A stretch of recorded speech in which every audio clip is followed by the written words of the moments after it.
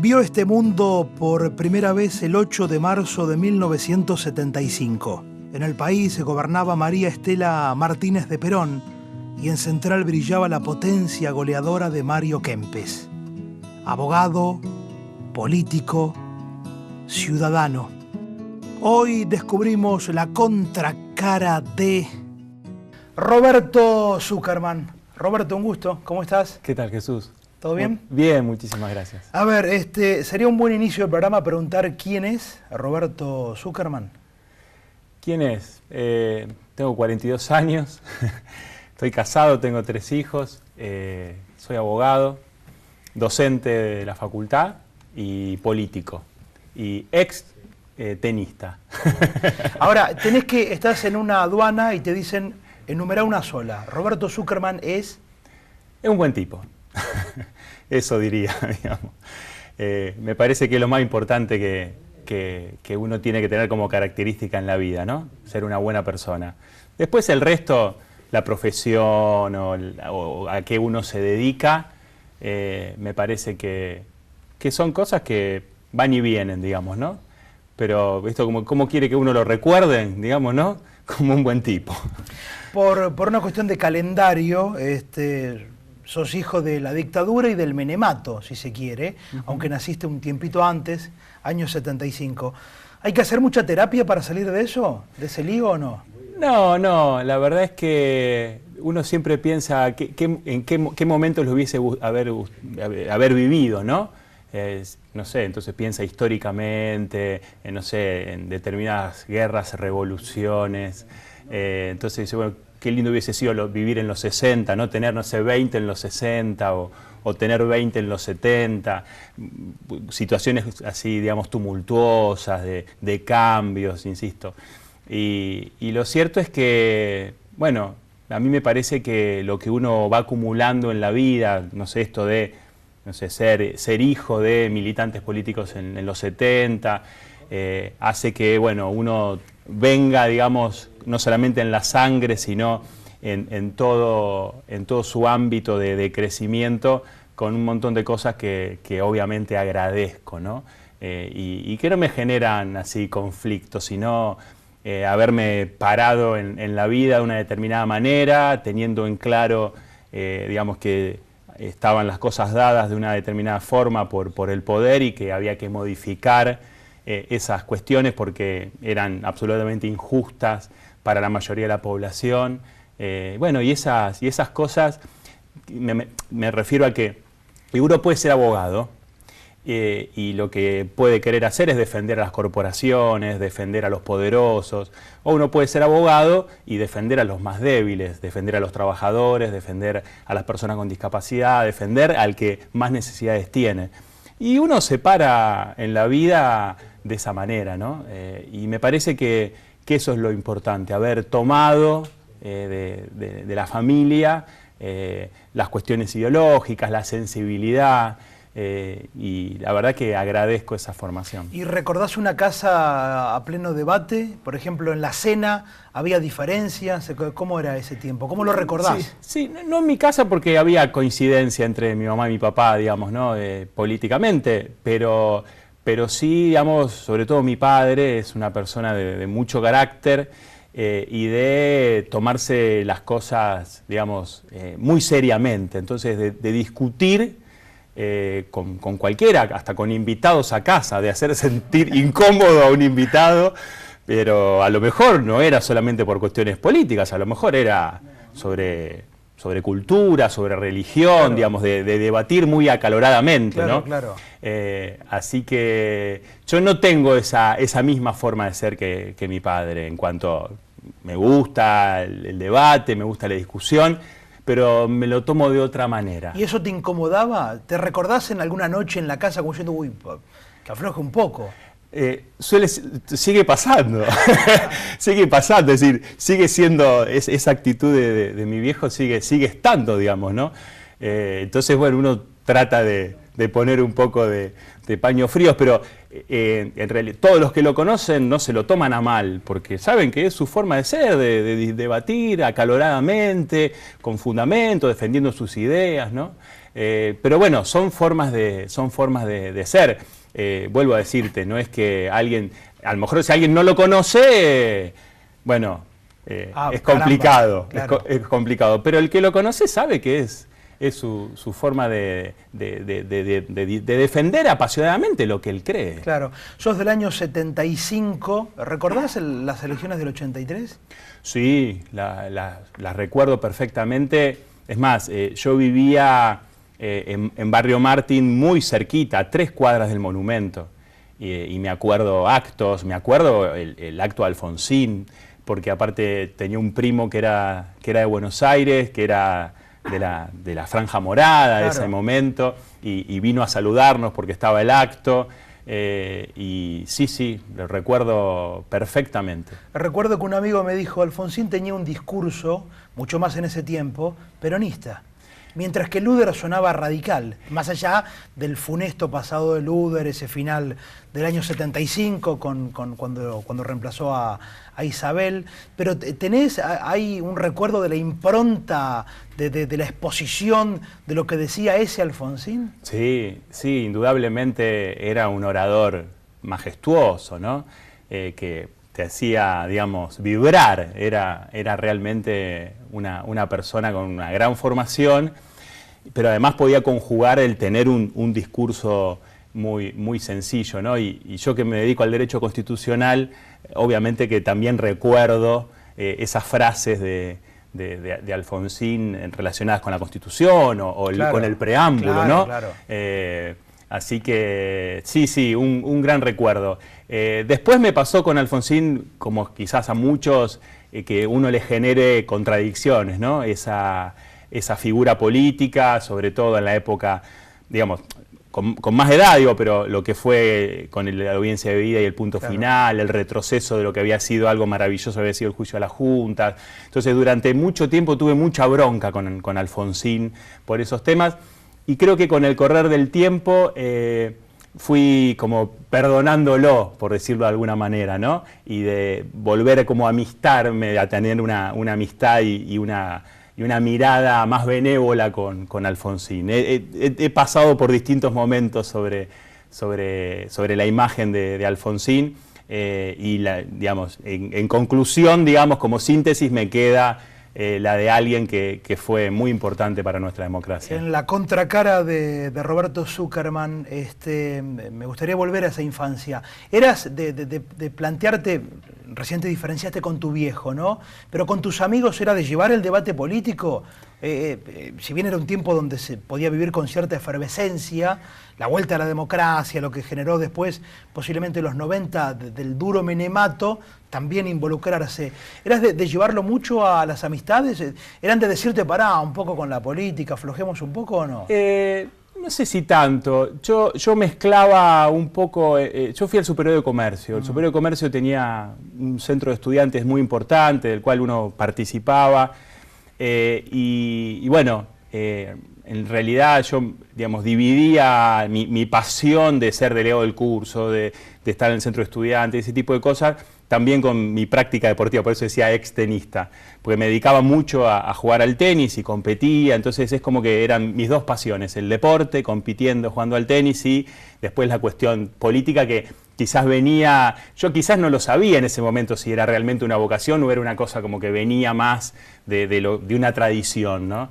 Pero yo, al venir de una familia peronista, digamos, y mi padre abogado laboralista que había defendido obreros toda la vida, para mí Menem era un traidor, digamos, claro, porque había traicionado todas las banderas del peronismo. El Menem del 91, 90, el del 89 todavía era una incógnita, ¿no? Claro, pero bueno, digamos, venía con la revolución productiva, claro, y el salariazo, digamos, y claro, metió el neoliberalismo en el Estado. Entonces era alguien que traicionaba las banderas del peronismo. Entonces yo digo, también en esa etapa de adolescencia me formé dentro de lo que era un ámbito antimenemista, ¿no? Claro. Lo cual también fue una de las situaciones por las cuales me retrasó una militancia política, porque yo tenía la contradicción de que yo tenía ideas peronistas, nacionales y populares, digamos, ¿no? De lo que es una línea histórica, como ha sucedido en el país, con Irigoyen, con Perón, etcétera, pero bueno, en ese lugar no podía participar, digamos, tal es así que en el año 95, yo tenía 20 años, estaba en la facultad, tuve alguna participación en lo que fue el Frepaso, digamos, claro, ¿no? Que era justamente una oposición, claro, al menemismo. Y bueno, lo mismo pasaba a nivel de política provincial, digamos, estaba Reutemann, que también era menemista, y todo ese tipo de cosas que retrasaron, digamos, mi entrada más directa al peronismo, porque tampoco es que encontraba otro lugar donde me sintiera cómodo, porque mis ideas, en realidad, en definitiva, no estaban demasiado representadas. Claro, claro. Recién hablaste del tenis, de tu tenis en este caso, y nombraste la palabra ídolo. En la política hay ídolos, ¿podés tener un ídolo de la política? O cuando yo te pregunto por un ídolo, te vas, no sé, al fútbol, sos de Central, te vas a Poi, a Mario, te vas, no sé, a Vilas de última. ¿Puede haber en la política ídolos? ¿O es una palabra completamente distinta? ¿Uno busca referencia, busca otra cosa? Y bueno, lo que pasa es que puede ser, digamos, que de alguna manera en lo que uno puede pensar que es un ídolo, indudablemente, digamos. Una cosa es una referencia, ¿no? Decir, bueno, a ver, yo sigo a esta persona. Me parece que ídolo implica una pasión, digamos, ¿no? Implica una referencia muy fuerte. Y yo creo que indudablemente, digamos, Perón, Evita, Néstor y Cristina, digamos, de alguna manera, quizás en el caso de Cristina, como está viva, como está presente, entonces, bueno, también pasa estas cuestiones de donde uno puede hacer más críticas, si se enoja con Cristina, si no le gusta una decisión que toma. Es como que las personas que ya no están físicamente, como, insisto, como Perón, como Evita, como Néstor, es como que uno también tiene esta cuestión de perdonar o de alivianar a lo mejor determinadas críticas, ¿no? Entonces lo pone como figuras históricas y realmente, digamos, uno plantea que son de las fortalezas, de las guías que uno tiene en distintos momentos históricos. Por eso también Perón y Evita generan, por una cuestión de distancia, esa situación quizás de idolatrar o de que sean referencias absolutamente fuertes, como si fueran, digamos, uno los quiere como si fueran tus abuelos, digamos, ¿no? Estamos compartiendo la noche de Contracara, la Contracara de Roberto Zuckerman en este caso. Hacemos una pausa pequeña, por cierto, y vamos a volver al tramo final compartiendo un poco de charla, de diálogo, de debate en la noche de Somos Rosario.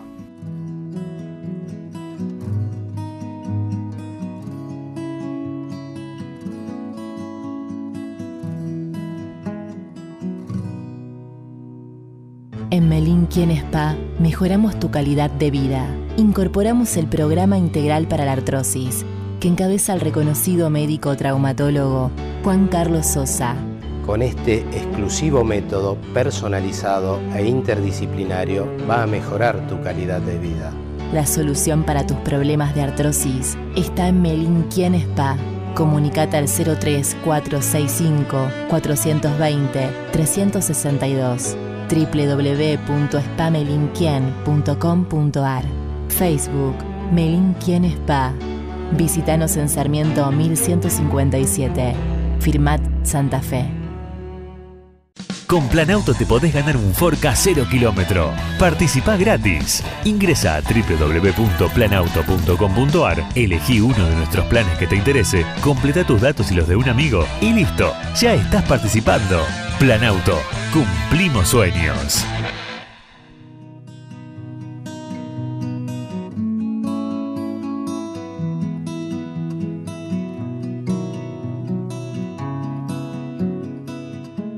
Estamos en la noche de Contracara, la Contracara de Roberto Zuckerman en Somos Rosario. Roberto, ¿se necesitan muchos por qué para llegar a la política? ¿Muchas preguntas, más preguntas que respuestas o no? Lo que creo que hace falta es una gran vocación, ¿no? Porque en definitiva la política, como otras actividades, a veces son muy ingratas, ¿no? Es decir, uno no encuentra el reconocimiento a lo mejor a las cosas que va haciendo, que va luchando, que va sosteniendo.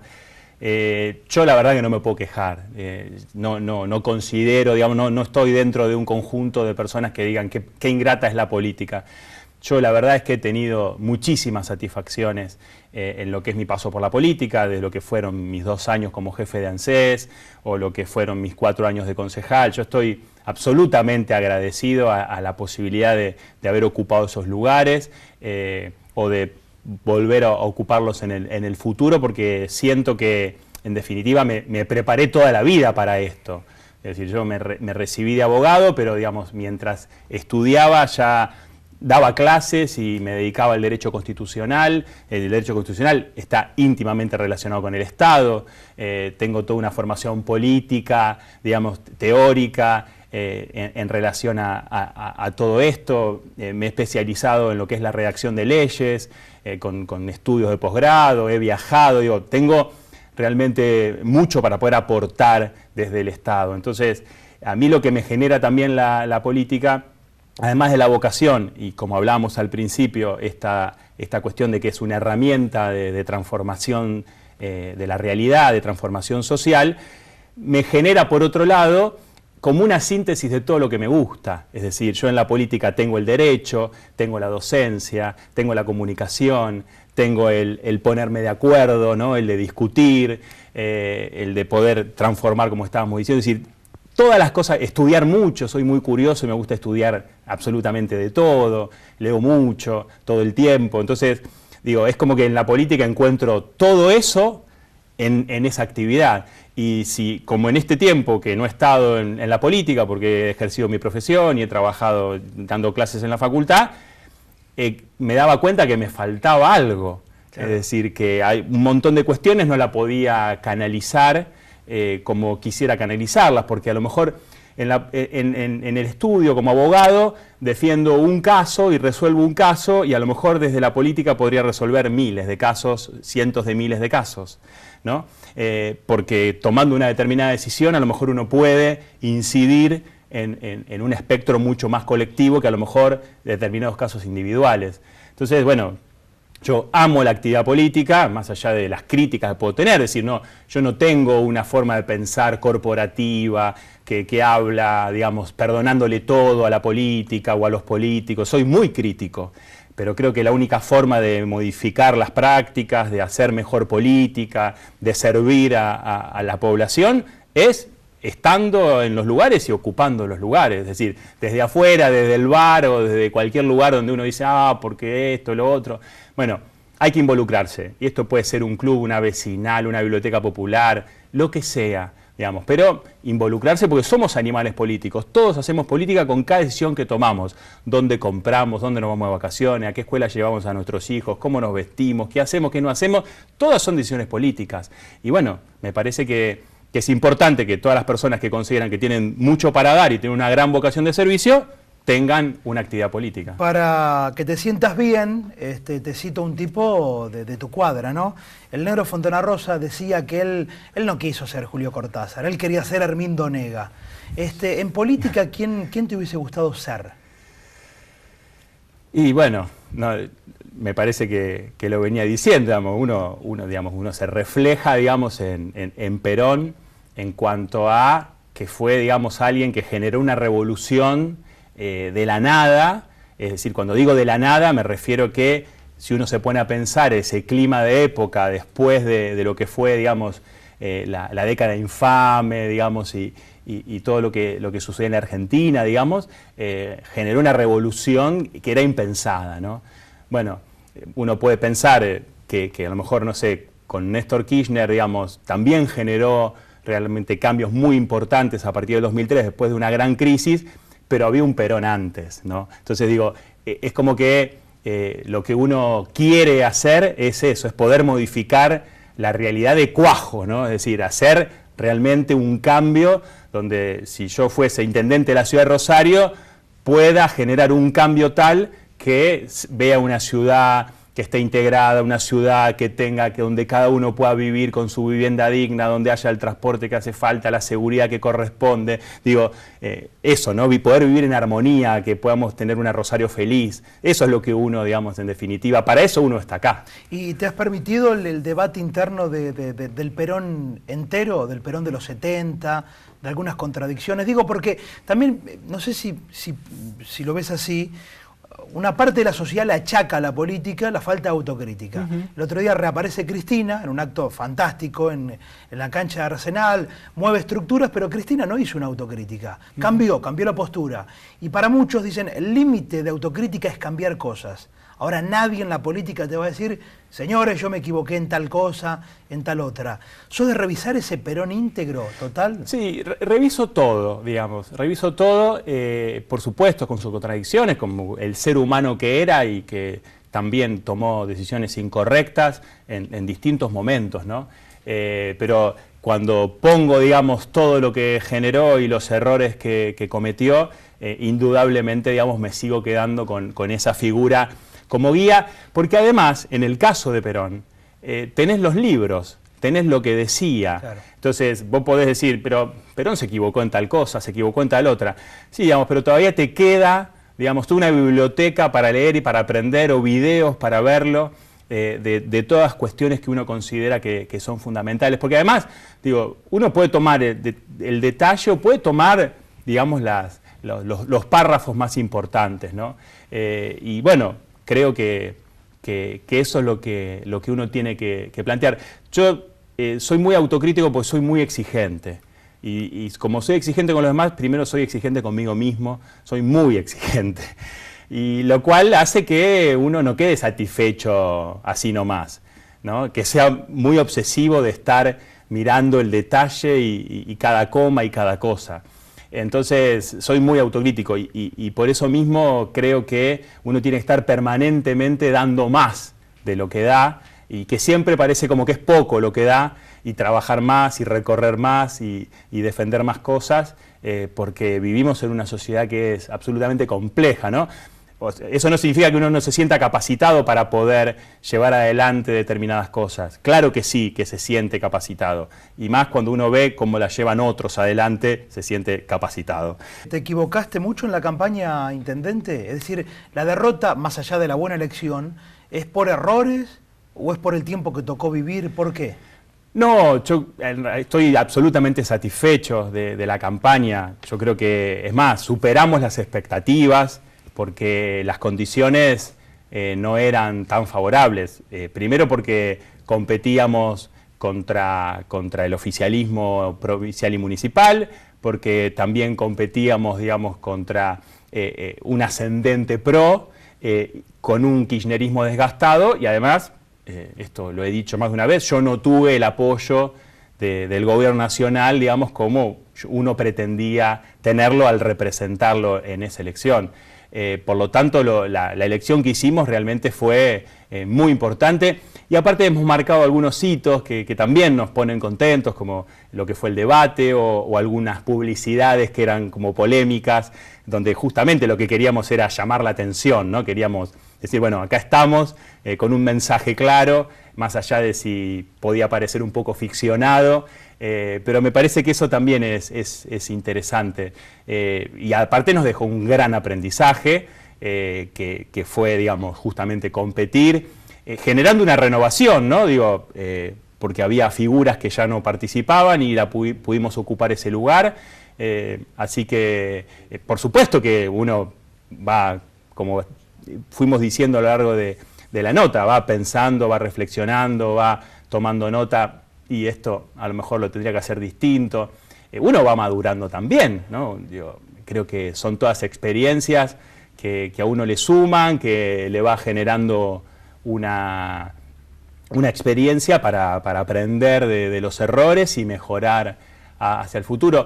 Es difícil, es decir, a mí me gustaría tener los recursos que tienen otros sectores políticos para hacer campaña. Digo, no es menor eso, es decir, uno no puede subestimar esas cuestiones, decir, bueno, no importa, es lo mismo pintar una pared que poder tener un montón de posibilidades de resolver problemas. Digo, cuando uno forma parte del Estado y va a una campaña electoral, el Estado se pone a disposición del candidato. Yo no tuve esa suerte, insisto, cuando fui candidato a intendente, otros la han tenido, bueno, y también eso se ve. Digo, no es lo mismo tener más presencia o menos presencia en los medios, con afiches, con cosas. Pero bueno, también, y esto sí lo quiero decir claramente, también nosotros no tuvimos quizás la potencialidad que podíamos haber tenido porque había una desunión. Había una desunión en lo que era el campo nacional y popular, en lo que era el kirchnerismo, el peronismo, y eso hizo que no todos traccionaran para el mismo lugar, cosa que después también le sucedió a Scioli en la elección nacional. Bueno, y esos errores también se pagan, ¿no? Estoy limitado con el tiempo y iba a terminar como empecé, pero como sé que no se va a contradecir, no la voy a hacer la pregunta, preguntar quién es Roberto Zuckerman. Lo ha contestado en la contracara. Gracias, Roberto. No, por favor, a ustedes. Nuestra contracara, la segunda, que tengan una muy buena semana. Muchas gracias. Chau, chau.